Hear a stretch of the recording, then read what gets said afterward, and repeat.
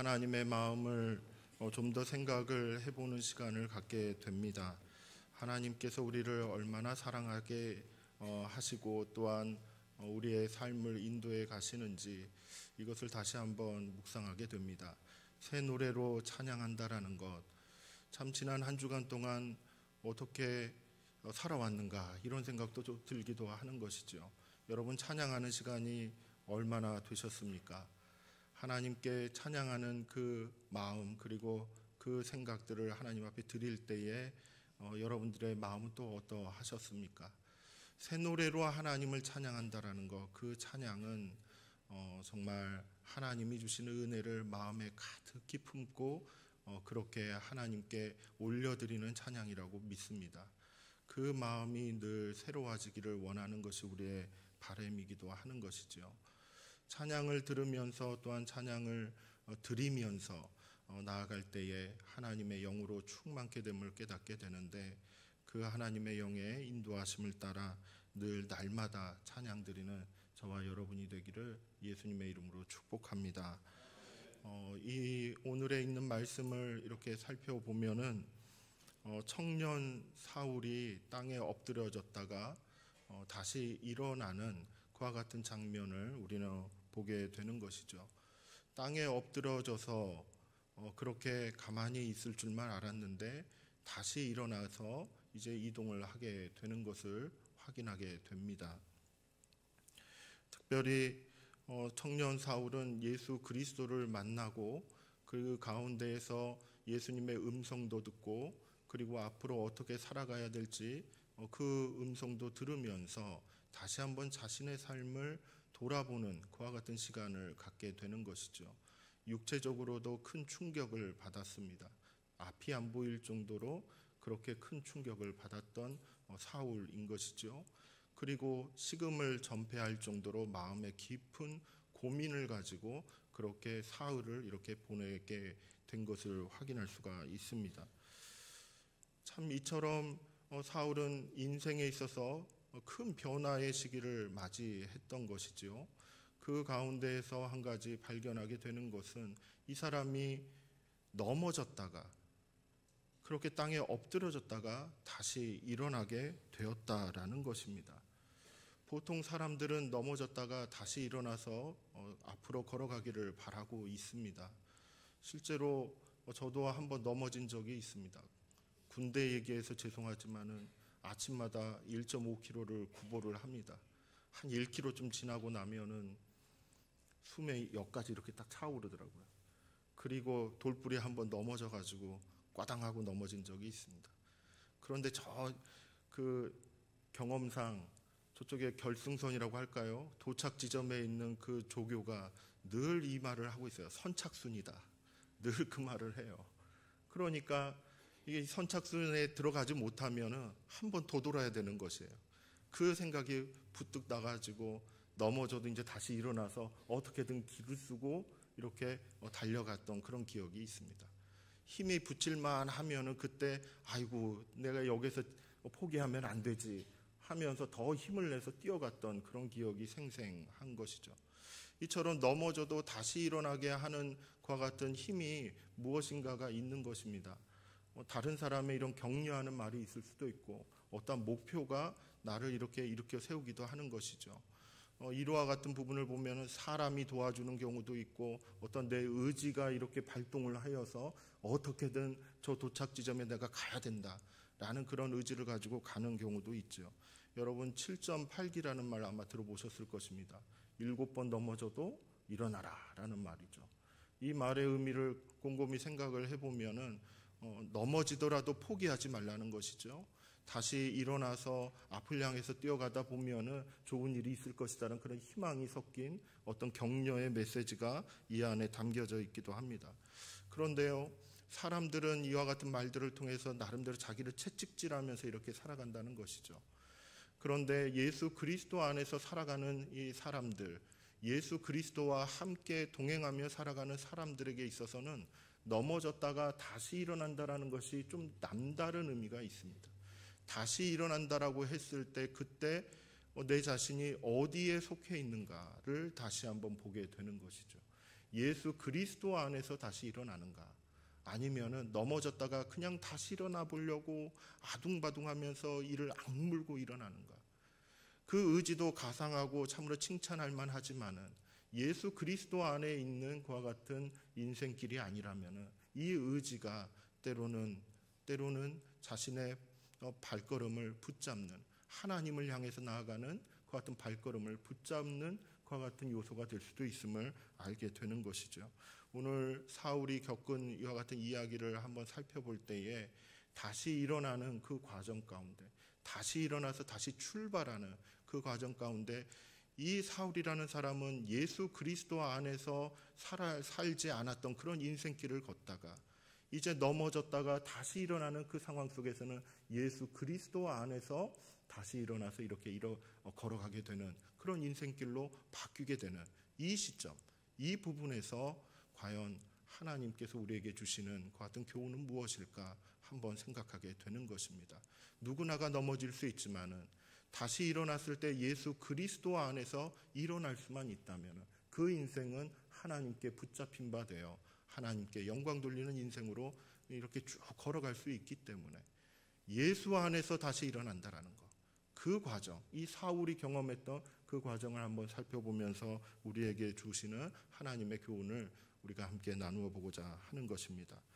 본 이야기를 통해서 첫 번째 나눌 만한 하나님의 교훈, 그 교훈은 무엇이냐면 예수 그리스도께서 사울을 택하셨다라는 것입니다. 예수 그리스도께서 사울을 택하셨다라는 것이죠. 넘어졌다가 다시 일어나는 그 상황 가운데 예수 그리스도 안에 있어서 그 안에서 일어날 수 있는 것은 첫 번째로 사울을 택하신, 그 택하신 은혜가 있었다라는 것입니다. 15절 말씀을 보면은 이런 표현이 있죠.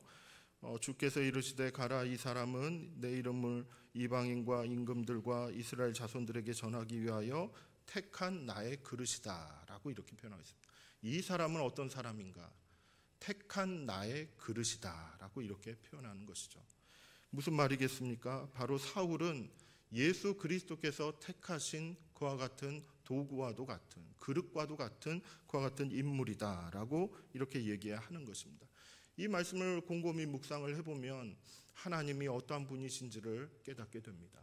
하나님은 택하실 수 있는 분이십니다. 하나님은 기계가 아니신 거예요.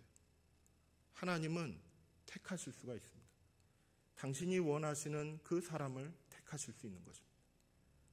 하나님께서는 택하실 자유도 있고 택하지 않을 자유도 있으신 분이십니다. 사울을 택하실 수도 있었습니다. 택하지 않을 수도 있었죠. 하지만 하나님은 사울을 택하셨습니다. 여러분, 사울을 이렇게 살펴보면 아시겠지만은 예수 그리스도 안에서 살지 않았던 그 같은 인생길, 그것은 잘 알려져 있습니다. 예수 믿는 사람들을 이렇게 붙잡아다가 모진 고문을 당하게 하기도 하고 옥에 갇히기도 했죠.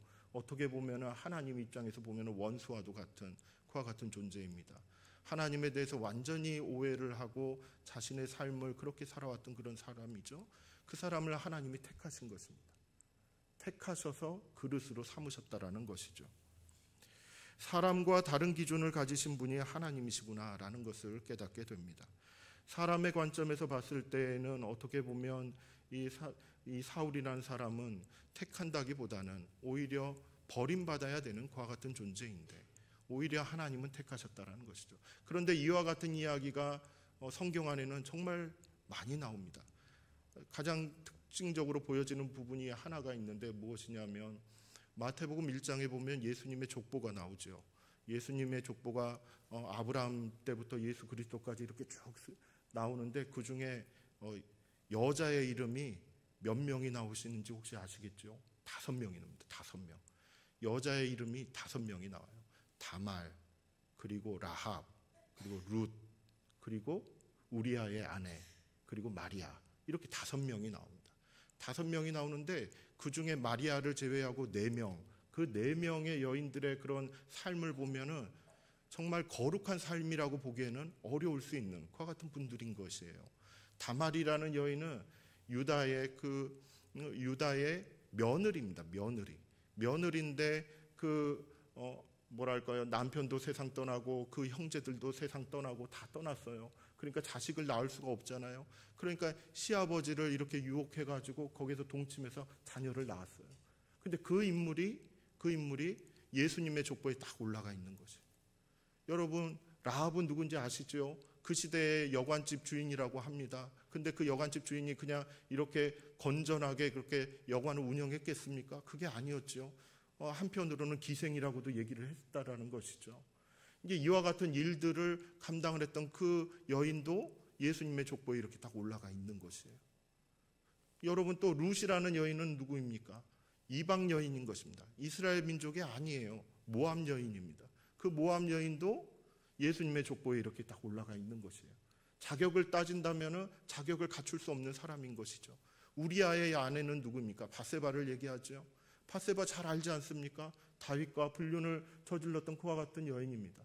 이것이 원했든 원하지 않았든 아무튼 그와 같은 현장에 있었던 사람인 것이죠. 이와 같은 현실을 보면은 실제로 예수님께 그 족보에 이렇게 들어갈 만한 여인이 아닌 것 같은데 들어가 있다라는 것이에요. 하나님께서 택하셨다라는 것이죠. 하나님께서 예수 그리스도께서 태어나시는 그 과정 가운데 이 여인들을 이렇게 이끌어 가시고 그 과정들을 이용하셨다는 거예요. 사용하셨다는 것이죠. 그릇으로 삼아주셨다는 거예요. 하나님께서는 이처럼 차마 하나님께서는 그 뜻을 이렇게 이루시기 위해서 때로는 부족해 보이는 사람도, 때로는 능력 있는 사람도 이렇게 택하셔서 사용을 하시는 것을 우리는 확인할 수 있는 것입니다. 여러분, 하나님께는 이것이 가능하신 분이신 것이죠. 하지만 우리는 일상생활에서나 사회생활 가운데서 흠이 있는 사람, 뭔가 부족해 보이는 사람, 그 사람을 택하기가 쉽겠습니까? 쉽지 않지 않겠습니까? 무엇인가 흠이 하나라도 보여지면 그것에 대해서 우리는 이것저것을 많이 이야기를 만들어낼 수밖에 없는 그런 연약한 존재들인 것이죠. 하지만 하나님은 택하신다라는 것입니다. 택하셔서 그릇으로 삼으시고 이렇게 이끌고 가시는 것을 우리는 알 수가 있습니다. 이처럼 하나님은 사람을 창조하신 분이시고 인도에 가실 때 그 주권을 가지고 이끌어 가시는 하나님이신 것이에요. 그리고 택하실 때에는 뭔가 뜻하신 바가 있다라는 것을 깨닫게 되는 지점도 있습니다. 하지만 하나님이 뜻하신 바들을 이루시는 데 있어서 그 방법을 취하는 것, 그 방법을 선택하는 것, 이 방법의 선택의 자유는 하나님께 있음을 우리는 발견하게 되는 것이죠. 예레미야서 18장에 보면은 토기장이 비유라는 것이 나옵니다. 토기장의 비유가 무슨 말이겠습니까? 토기장이가 있으면은 이렇게 그릇들을 만든다라는 것이죠. 근데 그 그릇을 만들 때 천편일률적으로 하나 가지 똑같이 이렇게만 만드는 것이 아니었습니다. 자기 의견대로 만든다는 것이죠. 자기가 생각하고 목표로 삼고 하는 것대로 이렇게 그릇을 만들고 한다는 것이죠. 이렇게도 만들고 저렇게도 만들고 한다라는 것이에요. 토기장이의 그런 주권, 토기장이의 그와 같은 자유, 이와 같은 자유를 우리는 사실 알고 있지 않습니까? 하나님께도 그와 같은 자유가 있다라는 것입니다. 부활하신 예수님, 그 예수님을 만났을 때 그 사울은 엎드러질 수밖에 없었습니다. 그 엎드려진 그 상황은 죄인 중에 괴수였던 그 같은 상황이었다라는 것이죠. 그 죄인 중에 괴수였던 그 상황 가운데 부활하신 예수님의 택하심을 받게 되었다라는 것. 그 택하심을 받아서 다시 일어나게 되었다라는 것이죠. 이와 같은 택하심에 대한 은혜, 택하시는 은혜, 그리고 택함을 받는 은혜, 그 은혜의 자리에 이 사울이 있었고 부활하신 예수님도 있었다라는 것입니다. 여러분, 이와 같은 사실, 이와 같은 진리는 실제로 우리의 삶 가운데서도 잘 발견이 됩니다. 여러분 한번 돌이켜 보십시오. 하나님께서 누군가를 택하실 자유가 있다라는 것을 가장 잘 보여주는 사람이 누구겠습니까? 내 자신인 것입니다.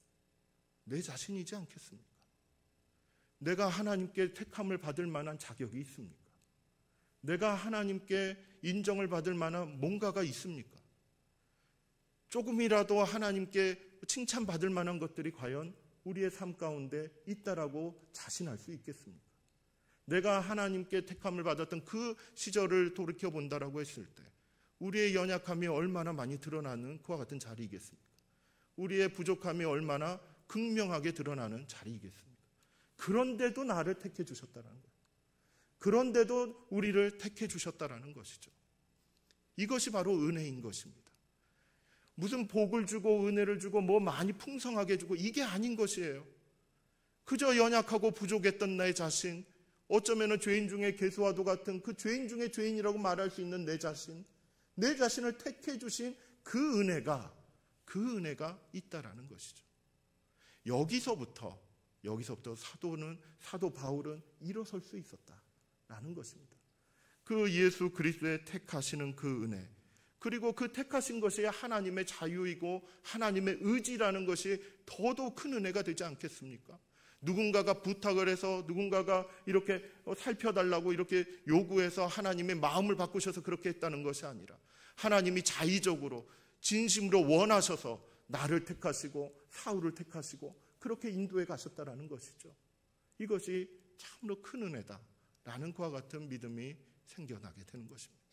여러분, 하나님을 묵상해 보십시오. 그리고 여러분 자신을 묵상해 보십시오. 하나님이 나를 택하신 그 은혜가 얼마나 깊고 큰지를 다시 한번 느끼고, 그리고 다시 한번 이렇게 마음에 담는 시간이 있으시길 예수님의 이름으로 축복합니다. 두 번째로 이렇게 깨닫게 되는 하나님의 교훈은 무엇이냐면, 예수님께서 그 사울을 이렇게 택하신 데에는 이유가 있었다라는 겁니다. 이유가 있었다. 그냥 택하시지 않았다라는 것이죠. 택해놓고 아무것도 안 하시는 그와 같은 하나님이 아니셨다라는 것입니다. 아무런 뜻과 목적 없이 택하셨던 것이 아니라 무엇인가 하나님이 뜻하신 바가 있었고 목적이 있었다라는 것을 우리에게 알려주고 있습니다. 15절 말씀 아까 읽어보았지만은 이 사람은 택한 나의 그릇이다라고 이렇게 이야기를 하면서 그 중간에 왜 택했는지, 이유가 무엇인지를 분명하게 알려주고 있는 것이죠.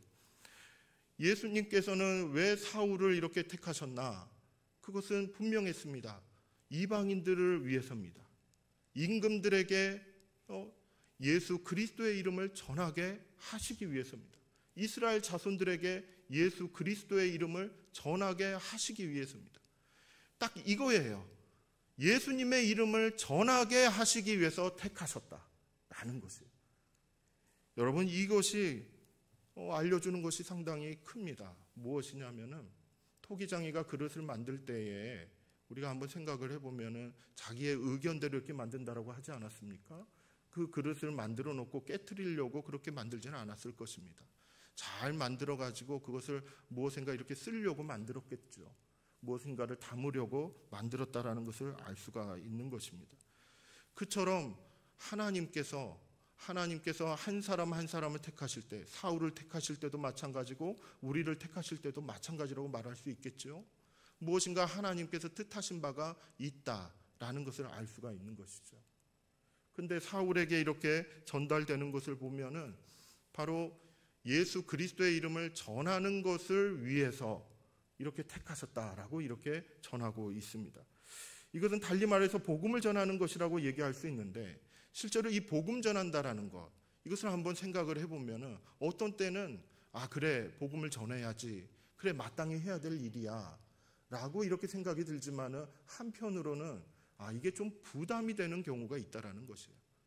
사람을 찾아가고 그 사람을 섬기고 그 사람에게 복음을 전하고 그리고 그 사람을 교회로 인도하고 그리고 하나님의 뜻을 알려주고 하는 이와 같은 모든 작업들이 실제로는 마음의 부담으로 와닿는 그와 같은 시점이 있다라는 것이죠. 그리고 한편으로는 이런 생각이 드는 사람들도 보았습니다. 나는 선교사는 아니잖아요.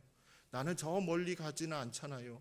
나는 복음을 전하기보다는 교회 안에서 조용하게 찬양하며 또한 남을 섬기며 교육하며 이와 같은 일들, 보이지 않는 곳에서 이렇게 섬기는 것, 저는 그것이 더 나한테 맞다라고 생각을 합니다 라고 생각하는 그와 같은 분들도 있다라는 것이죠.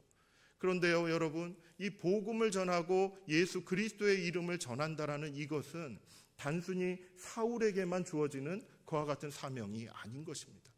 모든 예수 그리스도를 믿는 믿음의 사람들, 하나님의 자녀들, 그리고 하나님의 백성이라고 일컬음을 받는 그 사람들에게 있어서는 이 복음 전하는 것은 누구에게나 주어지는 하나님의 목적이라는 것이죠.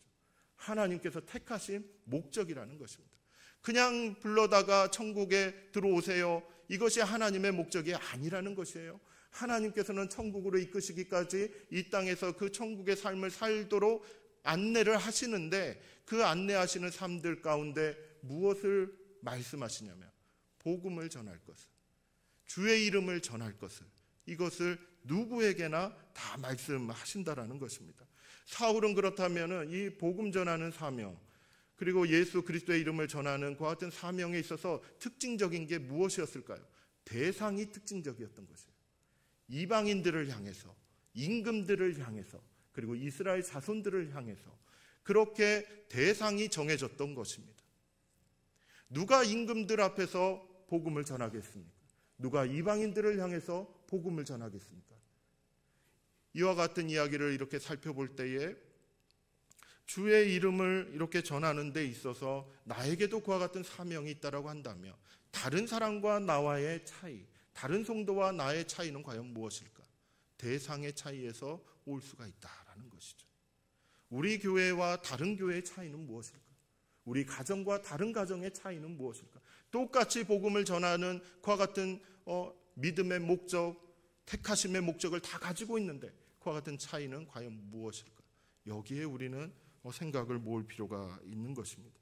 개인적으로 복음을 전하든 아니면 함께 힘을 모아 복음을 전하든 우리 연세교회가 전해야 할 그 복음의 대상이, 그 복음의 대상이 누구인지, 어디를 향해 전해야 될지, 이것을 우리가 함께 논의하며 우리의 가정도 또한 내 개인적으로도 하나하나 결단을 하며 걸어가는 것이 필요하다라는 것이죠.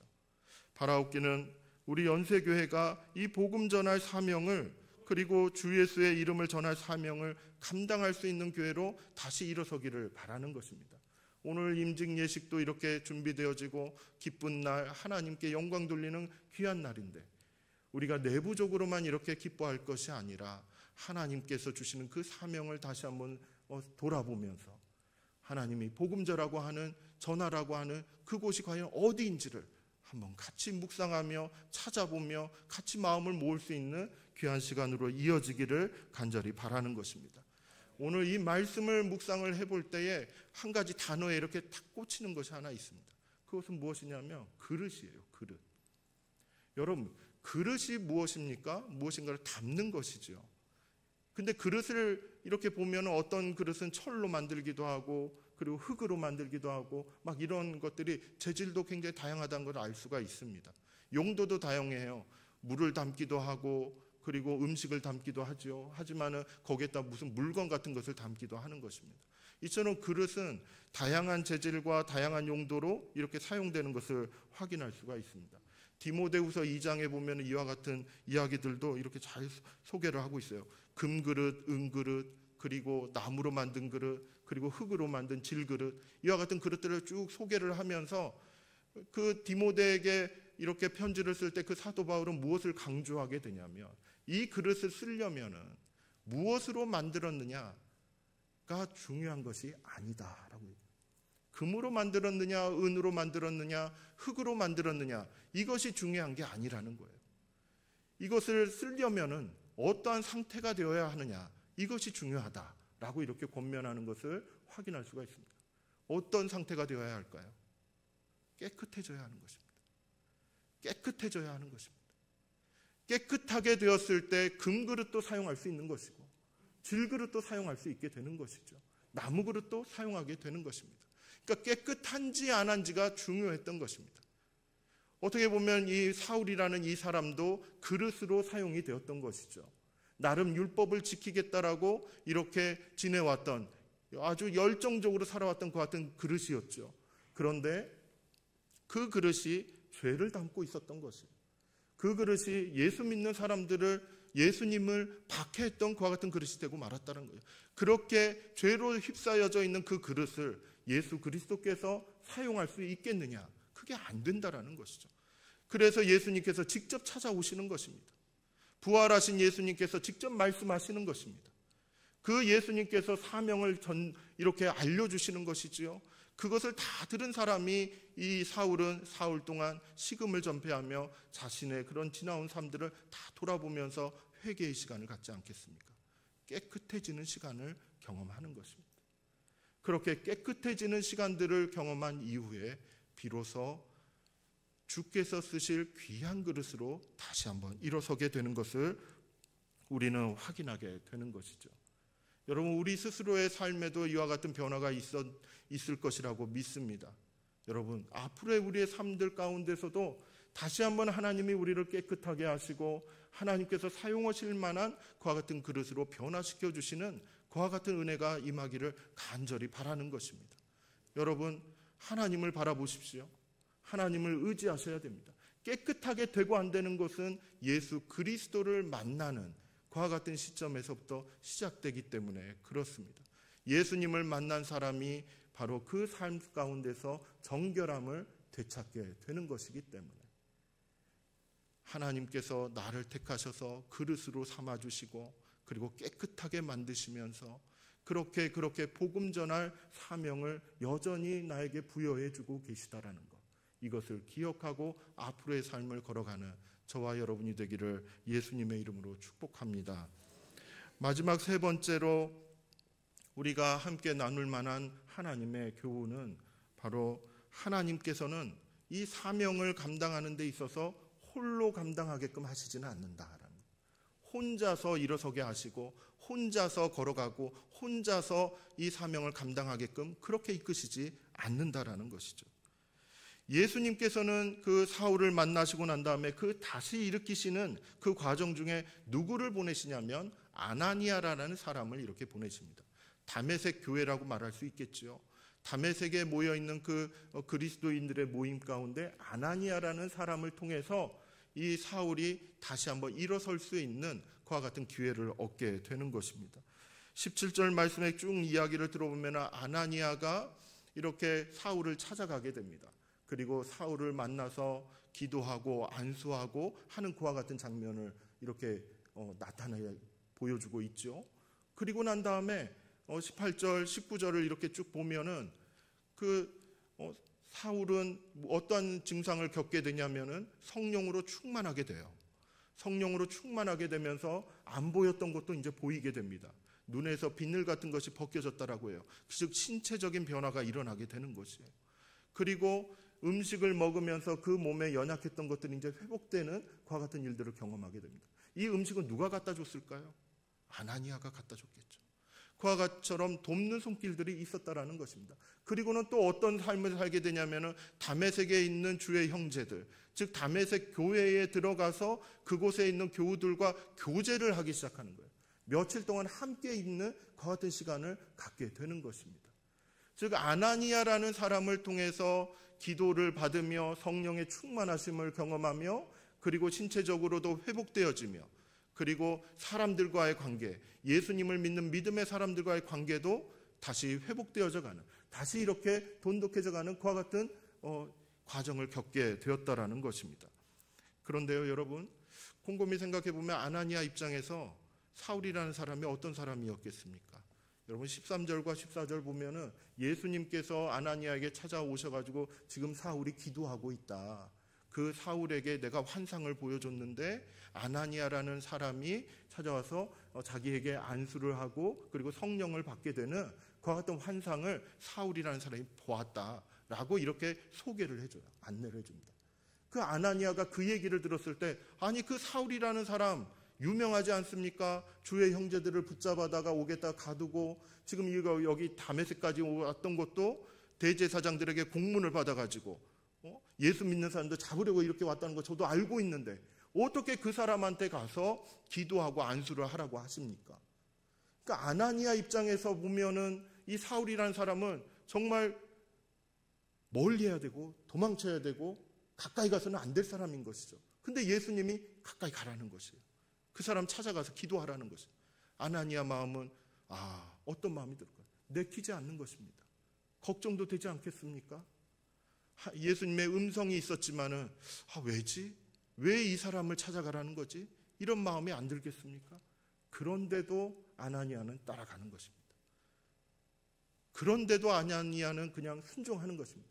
의심 섞인 그런 마음이 있을 수도 있는 것이죠. 불안감도 있을 수 있습니다. 이 사람이 도대체 나에게 어떤 일을 할까? 이런 마음도 없지 않아 있겠지요. 근데 그런 마음들을 다 덮을 만큼, 그런 마음들이 다 덮어질 만큼 예수님의 그 명령, 예수님의 그 부탁, 여기에 마음을 이렇게 쏟을 수가 있었다라는 것입니다. 예수님이 말씀하시니까 간 거예요. 그 사람을 보고 간 게 아닙니다. 사울이라는 사람이 어떤 사람인지 모르잖아요. 이전에 들었던 말, 그것만 가지고는 갈 수 없지만 그래도 예수님이 가라고 하니까 가본 것이에요. 가서 안수하라고 하니까 안수한 것이에요. 예수님께서 성령을 베푸시고 변화시키시고 하는 그와 같은 역사를 보면서 이제 마음에 안심이 드는 것이죠. 그래서 친구들에게, 다메섹에 있는 그 교우들에게 이렇게 찾아가서 소개도 하고 안내도 했던 거 아니겠습니까? 여러분, 우리가 신앙생활을 하다 보면은 내키지 않는 일들이 있지 않겠습니까? 내키지 않는 그와 같은 현실들이 있죠. 그와 같은 현실 가운데 우리의 때로는 멀리하고 싶어 하는 그와 같은 사람들이 있지만 그저 예수님 바라보며 예수님께서 이렇게 이끌고 가시는구나, 예수님께서 이처럼 안내를 하시는구나, 거기에 믿음이 있다라고 한다. 그것이 믿어진다라면 내 마음은 일단은 2차적인 것입니다. 내 판단은 일단 2차적인 것입니다.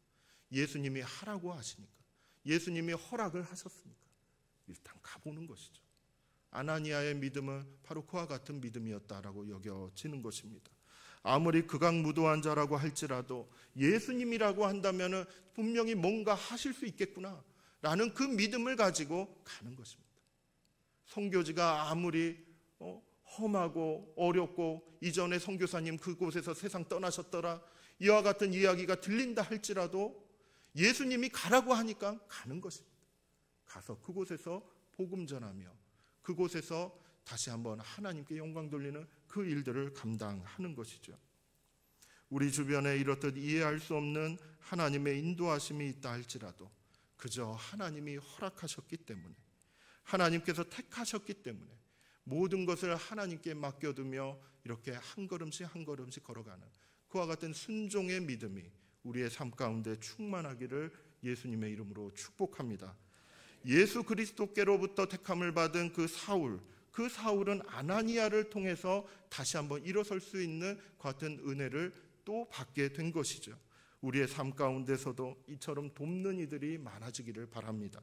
성령으로 충만하여 주의 사명을 감당할 만큼 새 힘을 얻으며 그렇게 예수님 따라서 순종하며 걸어가는 저와 여러분이 되기를 예수 그리스도의 이름으로 축복합니다.